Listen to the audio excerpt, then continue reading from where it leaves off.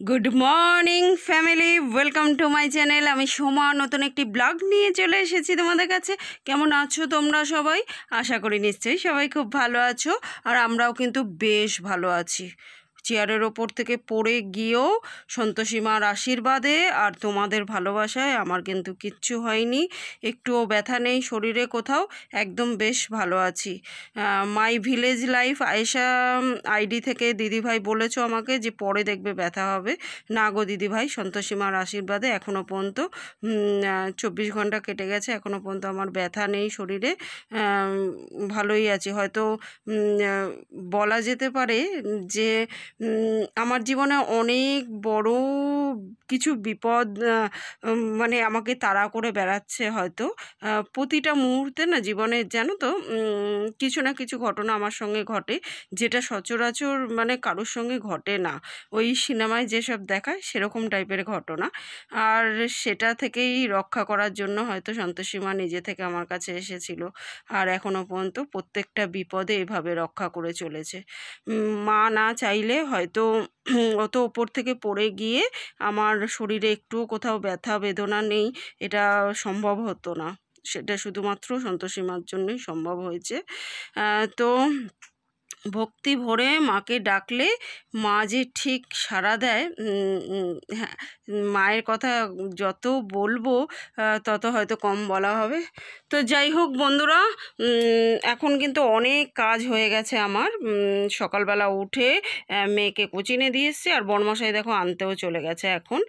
আর মেঘলা দিন আজকে, একেবারে সারা রাত বৃষ্টি হয়েছে। এই মেঘলা দিনে খুব অল্প সময়ে ফুল এনার্জি নিয়ে রান্নার জায়গাটা পরিষ্কার করব। আমার তো আর আলাদা করে রান্নাঘর নেই, এটাই আমার রান্নাঘর, এটাই আমার বেডরুম, এটাই আমার ওপেন কিচেন, এটাই আমার ঠাকুরঘর, সব কিছু অল ইন ওয়ান।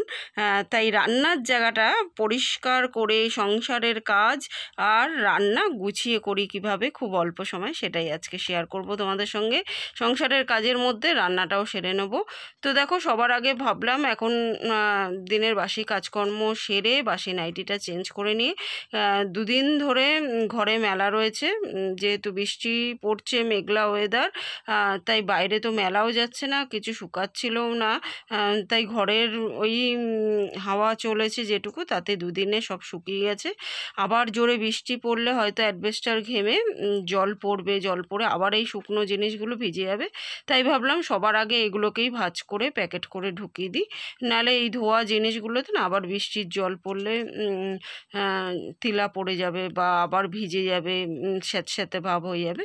তাই এগুলোকেই আগে ভাঁজ টাজ করে নিচ্ছি। কয়েকটা জামা কাপড় ছিল সেগুলোও গুছিয়ে নিলাম, সাথে বিছানাটাও গুছিয়ে নিলাম একেবারে, কারণ মেয়ে আসবে, তারপরে হয়তো আর বিছানা গুছাতে দেবে না, খেলা করবে, এ করবে সে করবে।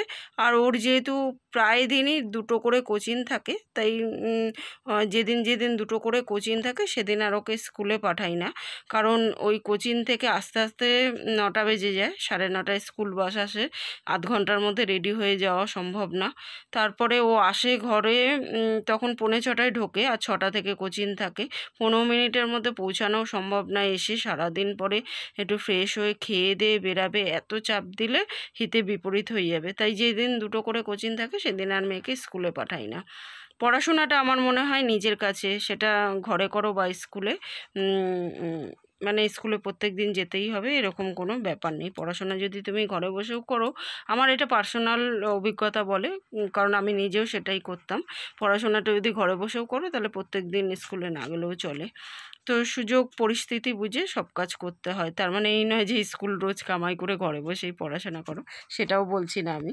মানে যার যেরকম পরিস্থিতি তাকে সেরকমভাবে কাজ করতে হয়। তোমরা সবাই প্রায় 90% লোক আমার ব্যথায় ব্যথা পেয়েছো, আমার ব্যথায় কষ্ট পেয়েছো, তার জন্য অনেক অনেক ধন্যবাদ, মন থেকে তোমাদের ধন্যবাদ জানাচ্ছি। কটা মানুষ এরকম বন্ধু পায় বলো তো, যারা মানে মানুষের ব্যথায় ব্যথা পায়। তো আমি তো তোমাদেরকে পেয়ে সত্যিই ধন্য হয়ে গেছি, এত ভালো ভালো বন্ধু পেয়েছি যে আমার কথা শুনে তোমরাও খুব কষ্ট পেয়েছো। Thank you so much. বন্ধুরা দেখো, আজকে হচ্ছে একদম মেঘলা ওয়েদার, সারা রাত বৃষ্টি হয়েছে, সারা রাত পুরো বৃষ্টি হয়েছে। আর এরকম অন্ধকার হয়ে রয়েছে, এক্ষুনি মনে হচ্ছে নামবে। এখনো দেখো জল জমে আছে, এই যে অল্প অল্প। গাছেরা পুরো সবুজে সবুজ হয়ে উঠেছে, একদম প্রাণবন্ত লাগছে পুরো। মেঘলা নয়, একেবারে বর্ষাকাল নেমে গেছে। চলো মেঘ করুক, বৃষ্টি পড়ুক, যাই হোক, কাজ তো আর থেমে থাকবে না সংসারে কাজ করি। চলো। তো বন্ধুরা দেখো, এদিকে ভাত হয়ে গেছে আর এদিকে ডিম সিদ্ধ বসিয়ে দিয়েছি, ডিমের কারি করব। আমাদের ব্রেকফাস্ট হবে ডিম টোস্ট, তো সেটাই এখন করে নিচ্ছি। আমাদের সবার ব্রেকফাস্ট হয়ে গেছে, বরমশাই খাওয়া দাওয়া করে অফিসেও বেরিয়ে গেছে। সবার আগে ওই যে বললাম, আমার তো আর আলাদা করে রান্নাঘর নেই, এটাই আমার রান্নাঘর। তো এটাকেই আগে রান্নাঘর বা রান্নার জায়গাটাকে আগে ক্লিনিং করব। তো সবার আগে দেখো, ওপরে গ্যাসের ওপরে যেগুলো থাকে সেগুলোকে মাজার জন্য বাথরুমে রেখে এসেছি। আর গ্যাসটাকে সার্ফ দিয়ে একটা ন্যাকড়া দিয়ে, আমি কিন্তু স্কচব্রাইট লাগাই না, কারণ স্কচব্রাইট দিয়ে মুছলে আমার মনে হয় একটা গ্যাসের ওপর একটা দাগ দাগ পড়ে যায়, তাই আমি ন্যাকড়া দিয়ে মুছি।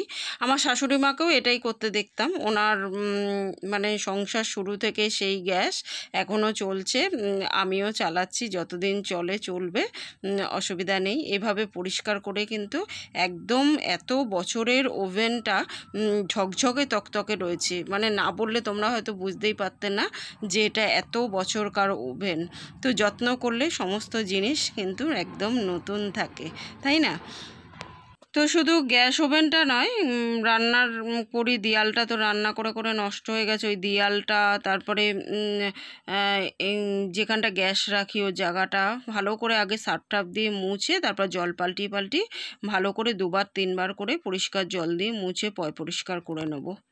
তো তোমরা দেখতে থাকো। আর আমি পমি আয়েশা কিচেনের পমি আর ইমতি অ্যান্ড আয়নাভির ওজিএস আইডি থেকে বোন আমাকে বলেছো, তোমরা দুজনেই 2 বোন আমার কাছে জানতে চেয়েছো।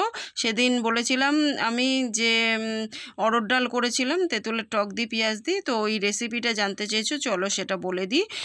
প্রথমে অরড় ডালটাকে ভালো করে ধুয়ে প্রেসারে প্রথম সিটিটা পড়ার পর গ্যাসটাকে একদম লো করে দেবে, 10 মিনিট ওরমভাবে রেখে দেবে, দেখবে ডালটা ভালো করে সিদ্ধ হয়ে যাবে।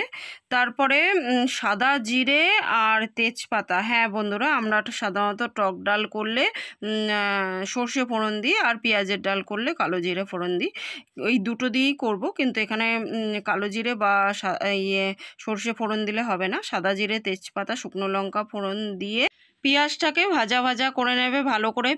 পেঁয়াজটা একদম লাল হয়ে এলে তেঁতুলটাকে আগে থেকে ভিজিয়ে রাখতে হবে, আর ভিজিয়ে রাখলে দেখবে ওটার কাতটা খুব সুন্দর করে বেরিয়ে আসবে, আর ছিবড়াটা ফেলে দেবে। তেঁতুলের জলটাও দিয়ে দেবে ডালের মধ্যে, ডালটা ফোড়ন দিয়ে দেবে, ব্যাস ভালো করে ফুটিয়ে নেবে। আর ডাল হোক ঝোল হোক, যত ভালো করে ফোটাবে তার টেস্ট তত বেশি বেড়ে যাবে। তো এটা কিন্তু জাস্ট অসাধারণ লাগে। আর এর সঙ্গে যদি ওরম আলু ভাতে ভাজা বা আলুর ভর্তা বলো বা আলুর চোখা বলো, যে যাই বলো, জিনিসটা একই। তো ওটা খেতে কিন্তু জাস্ট অসাধারণ লাগে। তার সঙ্গে যদি থাকে একটা ডিমের অমলেট, উফ, জাস্ট লাঞ্চ জমে ক্ষীর হয়ে যাবে, বিরিয়ানি ফেল হয়ে যাবে।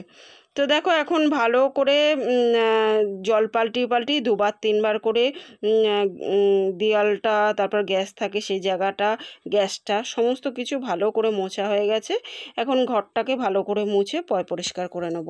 ফুল এনার্জি নিয়ে যে কোনো কাজ যদি করা যায় না, সেই কাজটা একদম পারফেক্টভাবে হয় কিন্তু, আর প্রচুর কাজও করা যায় এনার্জি নিয়ে কাজ করলে। তো দেখো সংসারের কাজের ফাঁকে রান্নাও কিন্তু করে নিয়েছিলাম, আর প্রচুর কাজ করেছি, প্রচুর কাজ, সেসব দেখাতে গেলে অনেকটা ব্লগ, 1 ঘন্টার ব্লগ হয়ে যাবে হয়তো। মুনমুনিকে স্নান করানো, খাওয়ানো, কারণ মেঘলা দিন, বুঝতেই পারছো, বৃষ্টি পড়লে আমার বাথরুম সবার আগে ভরে যাবে, আর বাথরুম ভরলে বাসন মাজার খুব প্রবলেম হবে। ওই জন্য কালকের কিছু বাসন ভরানো ছিল, সেগুলো সকালবেলা মেজে নিয়েছি। আরও তো বেরাবে, মানে প্রচুর বাসন, ডাল ভাত করি বা মাংস ভাত, প্রচুর বাসন বেরায়। আসলে আমাদের ঘরে না সবাই পরিপাটি করে, শুধু মানে রান্নাটা পরিপাটি করে হবে সেটা না, খেতে দিতেও তাদেরকে পরিপাটি করে হবে, নালে কেউ খেতে খেতে চাইবে না, ঠিক করে খাবে না, এরকম একটা ব্যাপার। মানে অনেককে আমি দেখেছি ওই পাতের মধ্যেই নিয়ে নেয় তরকারি। আমাদের ঘরে দিলে কেউ, অন্তত বরমশাই আর মেয়ে তো খাবেই না। মানে বলবে ও মা থাক, আর খিদে নেই। ওরা বলবে না যে কেন দিলে না বা কিছু, বলবে হয়তো মা খিদে নেই বা খাবো না, অর্ধেক খেতে খেতে উঠে পড়বে, এরকম একটা ব্যাপার। মানে সাজিয়ে গুছিয়ে ওদেরকে বাটি করে করে প্রত্যেকটা জিনিস দিতে হবে। যদি একটু নুনও নেয় তো সেটাও আর কি আলাদা বাটি করে দিতে হবে। এই কারণে আমার প্রচুর বাসন বেরায়। তো যাই হোক, যারা যেটা পছন্দ করে। আর সাজিয়ে গুছিয়ে সত্যি কথা বলতে কি বলো তো, সাজিয়ে গুছিয়ে দিলে না মানে খাওয়ার এনার্জিটা যেন আরও বেড়ে যায় 10 গুণ, খেতেও ভালো লাগে। দেখবে ওই পাতের মধ্যে সাজিয়ে গুছিয়ে নেওয়ার থেকে তাড়াহুড়ার সময় ওদেরকে কোনো সময় আমি এরকম করি না। আমি হয়তো 2-1 সময় নিয়ে নিই যে থাকবে সাইডে, পাতের সাইডে সাইডে নিয়ে নেব। একটা তরকারি ভাত হলে হয়তো নিয়েই নিই, কিন্তু ওদেরকে কোনো সময় ওরকম করি না। ওদেরকে বাটি করে সাজিয়ে গুছিয়ে দিই, কারণ ওরা ওইভাবেই খেতে অভ্যস্ত, ওইভাবেই পছন্দ করে। আমিও সত্যি কথা বলতে ছোটোবেলা থেকে ওভাবেই খেয়ে এসেছি। আমার মাও না আমার বাড়িতে মানে বাটিতে করে বেড়ে বেড়ে দিত, ওই পাতের মধ্যে দিয়ে দিত না। তাই এখন মানে 2-1টা বাটি হয়তো বাঁচানোর জন্য আমি নিজে হয়তো ওরকমভাবে 2-1 সময় নিয়ে নিই, খুব কম, তাও আমিও বেড়েই নিই। কিন্তু ওইভাবে দিলে না দেখবে যাকে দেবে তারও একটা ভালো লাগবে খেতে, নিজেও একটা শান্তি পাবে যে শান্তি মতো খেতে দিলাম। তো দেখতে পাচ্ছ তো বাসনের পাহাড়, ওদিকে 1 বালতি ভিজিয়েও দিয়েছি কাচার। তো চলো বাসন টাসনগুলো মেজে নিই। আর কাজের কি আর শেষ আছে বলো? গৃহবধূদের কাজের শেষ নেই। অফ ক্যামেরায় কত কাজ করে নিয়েছি, জল তোলা, অ্যাকোয়াগার্ড থেকে জল ভরা, তারপর আরও কত কাজ থাকে যেগুলো অফ ক্যামেরায় করে নিই। সেগুলো সমস্ত কিছু তো আর দেখানো সম্ভব না। কিন্তু কি বলো তো, ফুল এনার্জি নিয়ে যদি কাজ করো না, খুব অল্প সময় সমস্ত কাজ কিন্তু করে নেওয়া সম্ভব। আর সেটাই করছি আমি, স্পিডে স্পিডে সমস্ত কাজ করছি। বাসন টাসন মেজে তারপর জামা কাপড়গুলো কেচে নেব। আর উঠোনটাও ঝাড় দিয়েছিলাম, কিন্তু ওটা না কোনোভাবে মিস হয়ে গেছে। তো চলো বন্ধুরা, আজকের মতো এই পর্যন্তই।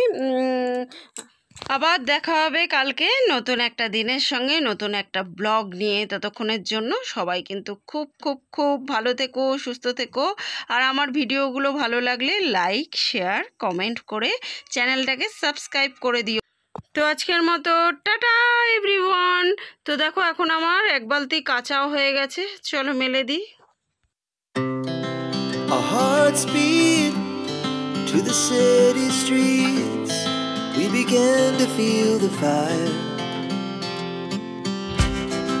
We rise like tall buildings as the chemicals, they take us higher. The night's young and it's just begun as she puts her hand in mine.